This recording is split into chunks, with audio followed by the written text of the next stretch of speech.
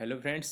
आज हम स्टार्ट करेंगे एग्रीकल्चर के महत्वपूर्ण क्वेश्चन जो अक्सर परीक्षा में पूछे जाते हैं। हमें अभी तो बहुत इजी लग रहे हैं, लेकिन लगभग 40 से 50% जो स्टूडेंट होते हैं वो गलती करके आते हैं, क्योंकि हम पूरी तरह से पढ़ते नहीं हैं भी क्वेश्चन क्या पूछा है और हम आंसर कुछ और ही देते हैं और पूछा कुछ और ही होता है।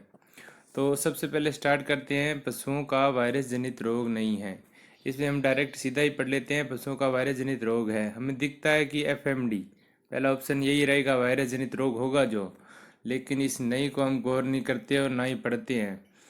तो इसने पूछा नहीं है, एफएमडी और पशु प्लेग दोनों रोग है जो वायरस जनित होते हैं, और इसका जो सही आंसर होगा वो होगा गलघोटू, आंसर सी।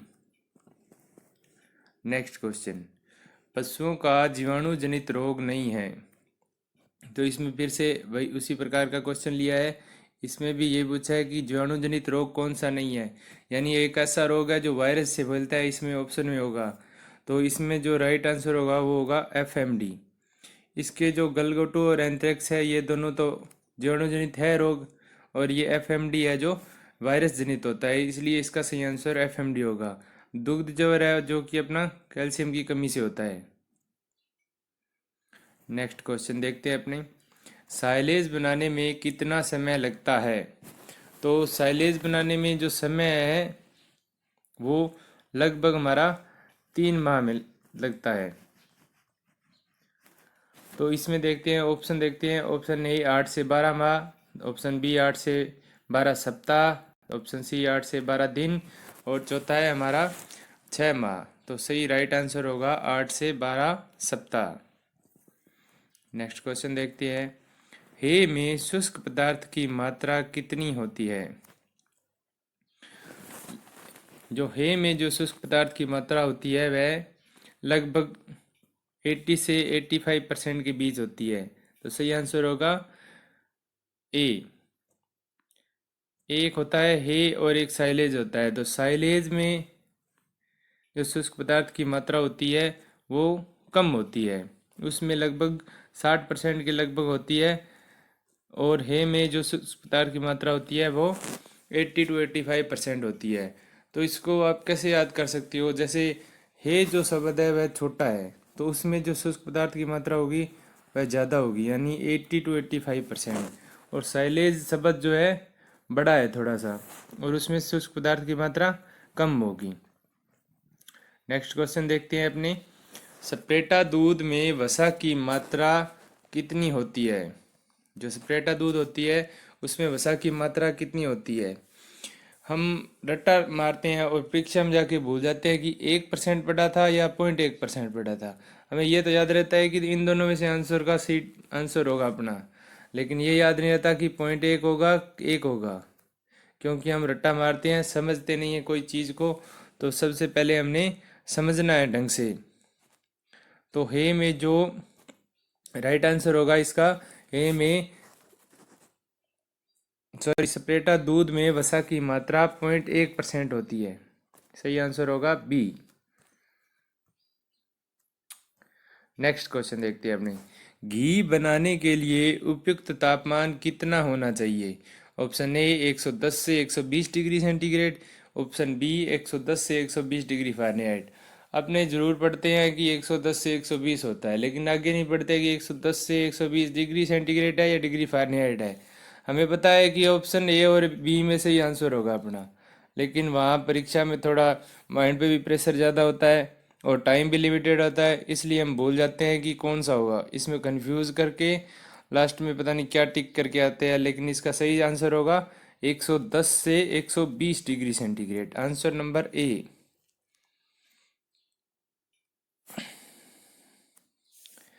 नेक्स्ट जो क्वेश्चन है बहुत ही बार परीक्षा में पूछा जा चुका है, ग्रीष्मकालीन भिंडी की बीज दर कितनी होती है।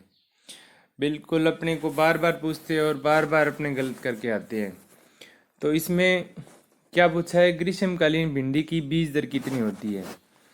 तो जो इसका राइट आंसर होगा वो होगा 18 से 20 केजी प्रति हेक्टर।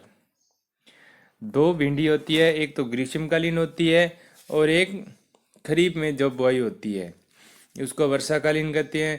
तो जो ग्रीष्मकालीन भिंडी होती है उसकी बीज दर हमेशा ज़्यादा होती है, क्योंकि गर्मियों में क्या होता है, बीज के अंकुरण की समस्या रहती है, तो इसलिए इसकी जो सीड रेट है वो ज़्यादा लेते हैं।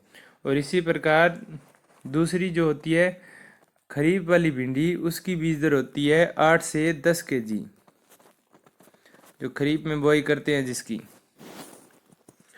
नेक्स्ट क्वेश्चन लेते हैं अपने, वर्षा ऋतु या खरीफ भिंडी की बीज दर कितनी होती है? तो वर्षा ऋतु या खरीफ भिंडी की बीज दर होती है 8 से 10 kg। इसका सही आंसर होगा बी। सॉरी, मैं लिखना भूल गया। इसका सही जो आंसर होगा वो होगा बी। लिखा है नीचे, आंसर बी। आम की दशहरी इंटू नीलम के संकरण से विकसित किस्म है। अब हमने रट्टा चढ़ा रखा है कि दशहरी इंटू नीलम के क्रॉस से ये बना, नीलम इंटू दशहरी के क्रॉस से ये बना, लेकिन परीक्षा में हमेशा ही गलत होता है अपना, क्योंकि अपने रट्टा चढ़ाया रहता है, समझते नहीं किसी चीज़ को। तो आम में दशहरी, दशहरी को लिखते हैं डी से, इंटू नीलम, नीलम को एन से दर्शाया, के क्रॉस से कौन सी विकसित किस्म होगी? आम्रपाली। तो शॉर्ट फॉर्म बना सकते हैं DNA।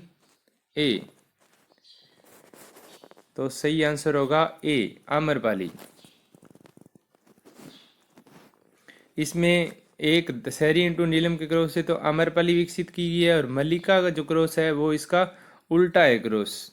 तो हमें ये कंफ्यूज होता है कि ये मल्लिका होगी या आम्रपाली होगी। तो एक की ट्रिक बना लो, दूसरी अपने आप याद हो जाएगी। हमें पता है कि हमने आम्रपाली की ट्रिक बनाई थी, DNA दशहरी इंटू नीलम, तो आम्रपाली हो गया। बाकी बची कौन सी? मल्लिका। तो नीचे क्वेश्चन फिर से डाला है मैंने, नीलम इंटू दशहरी के संकरण से विकसित किस्म है। तो इसका जो राइट आंसर होगा वो होगा सॉरी, आम्रपाली नहीं, मल्लिका।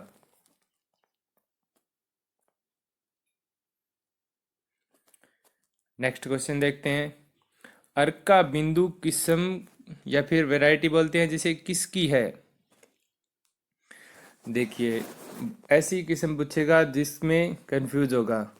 या तो एक किस्म है पूसा बिंदु, और एक किस्म होगी अर्का बिंदु। ऐसी किस्म पूछेगा अपने से, अपने याद कर लेंगे किस्म, अर्का बिंदु पूसा बिंदु दोनों याद कर लेंगे, लेकिन परीक्षा में क्या ऊपर नीचे चला जाता है।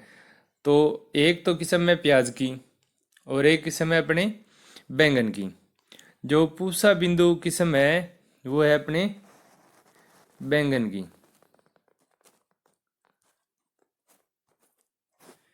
और जो अर्का बिंदु किस्म है वो अपने प्याज की। अर्का बिंदु किस्म है प्याज की।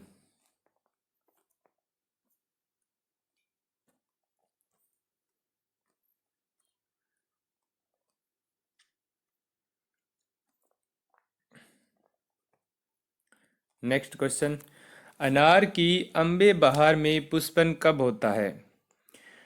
तो ये पुष्पन का हमारे चक्कर ही रहता है, अपने रट्टा मारते हैं पुष्पन को, लेकिन ये पुष्पन बहुत ही समझने की चीज़ है। इसका मैंने एक अलग से वीडियो डाल रखा है कि अम्बे बहार कब आती है, मरग बहार कब आती है, हस्त बहार कब आती है।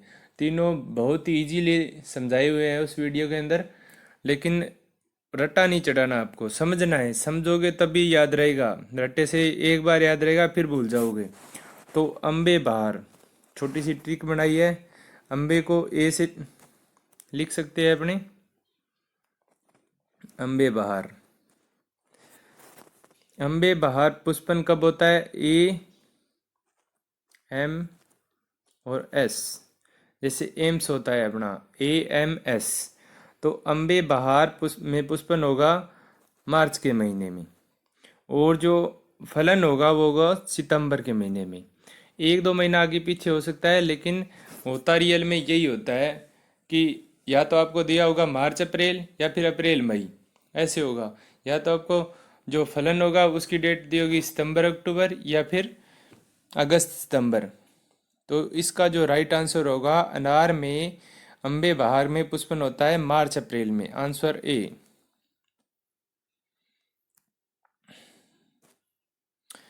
तेज हवा से फसल का गिरना क्या कहलाता है?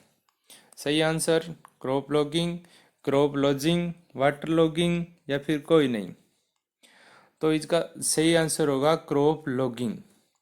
ये भी कंफ्यूजन वाला क्वेश्चन है, भी क्रॉप लॉगिंग होगा क्रॉप लोडिंग होगा, दोनों में कंफ्यूजन रहता है। अपने फिर से रटा चढ़ाते हैं, समझते नहीं किस चीज़ को, लेकिन जो आधे से ज़्यादा एग्रीकल्चर है वो समझने की है। रट्टा तो वैरायटी के लगा लिया, रट्टा लगा लिया, या फिर पशुपालन में कोई किसी का स्थान याद करना है, सन याद करना है, उसके लगा लिया, लेकिन जो चीज़ समझने की है वो समझ के ही किया करो।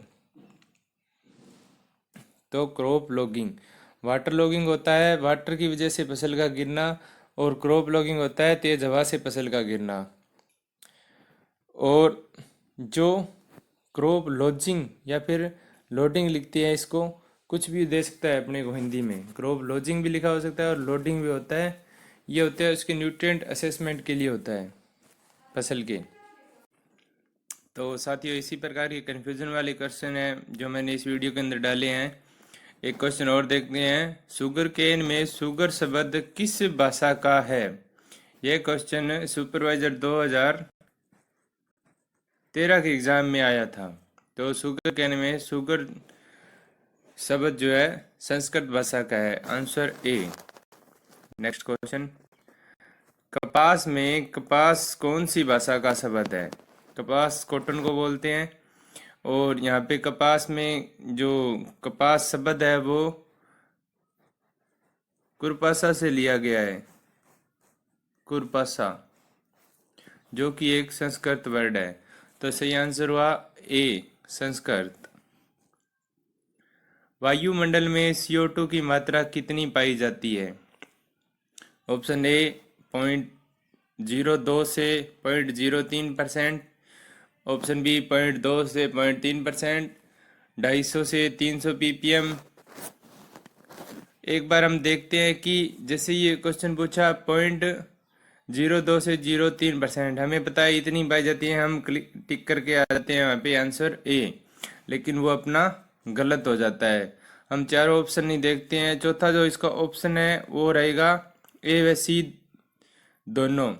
इसमें जो सही आंसर होगा ए व सी दोनों, डी होगा, क्योंकि जो मात्रा है वो 250 ppm, 250 से 300 ppm में भी पाई जाती है, और 0.02 से 0.03% में भी पाई जाती है। तो इसका सही जो आंसर होगा आंसर डी, ए व सी दोनों। फसलों को सर्वाधिक नुकसान निम्न में से किसके द्वारा होता है? तो हम देखते हैं कि हम जो भी स्प्रे वगैरह करते हैं तो वो पेस्टिसाइड के लिए करते हैं, या फिर फसल में कोई रोग है उसके लिए करते हैं। तो हमारा ध्यान इन दो ऑप्शन पे जाता है, या तो कीटों से होगा या व्याधियों से होगा, लेकिन जो इसका सही आंसर वो होगा खरपतवारों से। खरपतवारों से फसलों को सर्वाधिक नुकसान होता है। नेक्स्ट क्वेश्चन, कले मर्दा का मर्दा कणाकार कितना होता है? ये क्वेश्चन हर एक एग्जाम में ही पूछा जाएगा आपसे, किसका भी एग्जाम हो ये डेफिनेटली आता ही आता है कि कले मर्दा का मर्दा कणाकार कितना होता है। तो इसका तो चाहे रट्टा मार लो चाहे समझ लो, इसका जो आंसर होगा वो होगा 0.002 से से कम। तो परीक्षा में अपने या तो क्वेश्चन को ढंग से पढ़ते नहीं है, इतने इजी इजी क्वेश्चन होते हैं जो हमारे बाद में आके देखते हैं, फ्री माइंड से देखते हैं, तो हमें पता था आंसर ये होना था, लेकिन परीक्षा में गलती होता है आंसर। तो पहले तो क्वेश्चन को देखे कि क्या पूछा है क्वेश्चन में, और अपना आंसर उसी के अकॉर्डिंग होना चाहिए। ऐसे नहीं कि पूछा कुछ और है, अपने टिक आंसर कोई और दे के आ रहे हैं। तो इस प्रकार के डाउट मैंने क्लियर कराने की कोशिश की है इस वीडियो में, और आगे भी इसी प्रकार के क्वेश्चन बनाऊंगा। तो देखे, साथ में एग्रीकल्चर जो सुपरवाइज़र 2018 का एग्ज़ाम हुआ था उसमें मेरी जो रैंक थी 51वीं थी। तो मैंने वीडियो डाल रखा है कि किस प्रकार मैंने तैयारी की उसके अंदर, और कौन कौन सी बुक जो मैंने पढ़ी थी उन सब की डिटेल से वीडियो डाल रखी है, वो भी आप एक बार ज़रूर देख लें। Thank you.